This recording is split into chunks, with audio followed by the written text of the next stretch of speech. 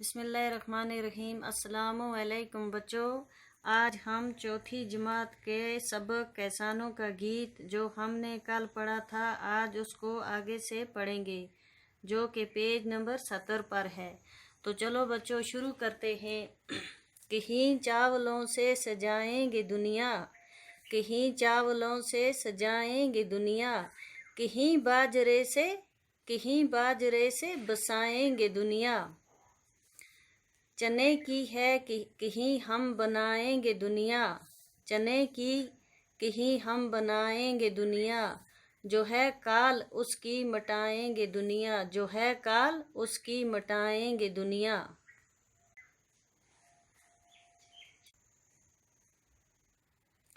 बच्चों, शायर इन अशारों में कैसान की तारीफ करते हैं। क्या करते हैं? कैसान की तारीफ करते हुए कहते हैं कि कैसान कहते हैं कि हम दुनिया को चावलों से सजाएंगे। क्या करेंगे? हम दुनिया को चावलों से सजाएंगे और कहीं हम बाजरे से पैदाइश रखेंगे। बच्चों, और चने की कहीं हम बनाएंगे दुनिया। और फिर फरमाते हैं कि जो काल है, काल का मतलब है बच्चों खुशक साली, जो खुशक साली है उसको ख़त्म करेंगे इस दुनिया से। नशा भूख का हम मटाते चलेंगे, नशा भूख का हम मटाते चलेंगे। ज़माने की बिगड़ी बनाते चलेंगे, ज़माने की बिगड़ी बनाते चलेंगे।